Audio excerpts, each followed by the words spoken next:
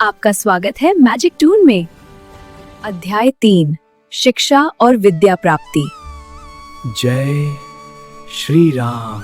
ऋषियों के श्राप के पश्चात हनुमान का स्वभाव और भी अधिक विनम्र हो गया। उनके भीतर अपार बल था, किंतु वह शक्ति अब शांति में सुप्त अवस्था में थी। धीरे धीरे उनका मन खेल से हटकर ज्ञान की ओर आकृष्ट होने लगा, जैसे कोई तेजस्वी बालक खिलौनों से ऊबकर पुस्तकों की ओर बढ़ता है। और इसी प्रकार हनुमान ने खेल शरारत त्याग कर विद्या अर्जन का दृढ़ निश्चय कर लिया। गुरु की खोज। वानर कुल में विद्या सीमित थी। तब हनुमान ने अपनी माता अंजना और पिता केसरी से निवेदन किया, माता पिता, मुझे वह ज्ञान चाहिए जो ब्रह्मांड को प्रकाशित करता है, जिससे मैं धर्म का मार्ग समझ सकूं और सत्य की रक्षा कर सकूं। यह सुनकर माता अंजना ने अपने पुत्र को आशीर्वाद दिया। वत्स, तुम्हें सूर्य देव को गुरु बनाना चाहिए। सूर्य ही जगत के साक्षी हैं, वे ही सबके जीवन दाता हैं। उनसे बढ़कर ज्ञान का प्रकाश कोई नहीं दे सकता। हनुमान ने प्रणाम किया और निश्चय कर लिया कि वे सूर्य देव से ही शिक्षा प्राप्त करेंगे। सूर्य देव से भेंट। बालक हनुमान आकाश में उड़कर सूर्य देव के समीप पहुंचे। उनके तेज से संपूर्ण आकाश दहक रहा था, परंतु हनुमान के लिए वह तपन सुखदायी थी। हे आदित्य देव, आप जगत के नेत्र हैं, आपसे ही समस्त विद्याओं का प्रकाश होता है।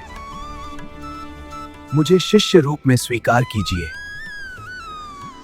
मुझे रुकने का अवसर नहीं मिलता। मेरे रथ के पहिए एक क्षण भी स्थिर नहीं रहते, तो मैं तुम्हें कैसे शिक्षा दूं? गुरुदेव, आप स्थिर न हो, मैं आपके साथ साथ चलता रहूंगा। आप जो बोलेंगे मैं सुनूंगा, आप जो दिखाएंगे मैं सीखूंगा। शिक्षा की शुरुआत। सूर्य देव का रथ आकाश में दौड़ने लगा। हनुमान उनके सामने उड़ते हुए साथ साथ चलते। कभी वे रथ के दाएं, कभी बाएं, तो कभी आगे और पीछे आ जाते। इस प्रकार आकाश यात्रा के साथ साथ विद्या का प्रवाह शुरू हुआ। वेद और उपनिषद। सूर्य देव ने पहले उन्हें वेदों का ज्ञान दिया। ऋग्वेद, स्तुतियों और मंत्रों का महत्व। यजुर्वेद, यज्ञ की विधि और धर्म की स्थापना। सामवेद, संगीत और स्वर का विज्ञान। अथर्ववेद, चिकित्सा, जड़ी बूटी और रहस्य विद्या। हनुमान जी ने प्रत्येक मंत्र ध्यानपूर्वक सुना। उनकी स्मरण शक्ति अद्भुत थी। जो भी सुनते वही तुरंत कंठस्थ हो जाता। फिर सूर्य देव ने उन्हें उपनिषदों का ज्ञान कराया।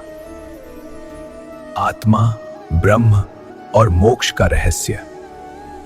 हनुमान की आंखें ध्यान से झिलमिलाने लगीं। वे जान गए कि जीवन का लक्ष्य भक्ति और सेवा है। व्याकरण और शास्त्र। सूर्य देव ने संस्कृत व्याकरण सिखाया। अक्षरों की संरचना, शब्दों के भेद, वाक्य की रचना और छंदों की लय। हनुमान ने इसे इतनी तेजी से ग्रहण किया कि स्वयं सूर्य देव अचंभित रह गए।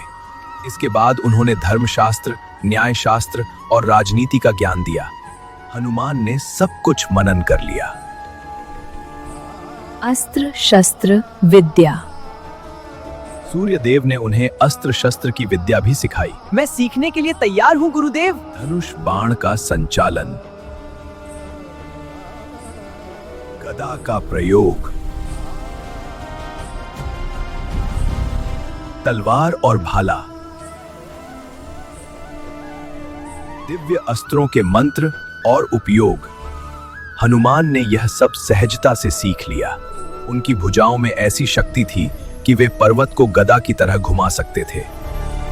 आकाश गमन और योग। सूर्य देव ने उन्हें योग और प्राणायाम की विद्या भी दी। हनुमान ने श्वास पर नियंत्रण करना सीखा। वे इच्छा अनुसार शरीर को बड़ा या छोटा कर सकते थे। कभी सूक्ष्म रूप धारण कर पत्ते पर बैठ जाते, तो कभी विशालकाय होकर आकाश को ढक लेते। गुरु दक्षिणा।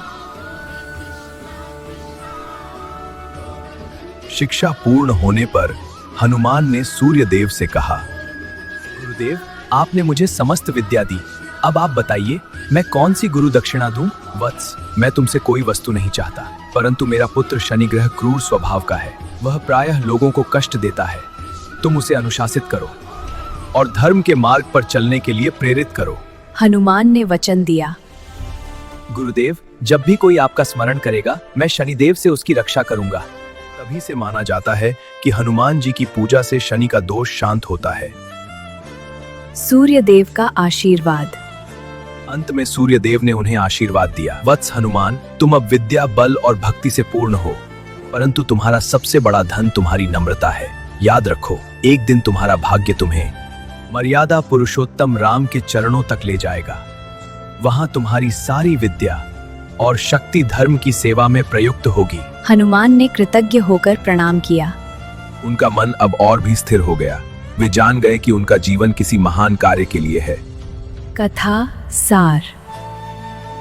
इस प्रकार हनुमान ने सूर्य देव से समस्त शास्त्र, वेद, अस्त्र शस्त्र और योग की विद्या प्राप्त की।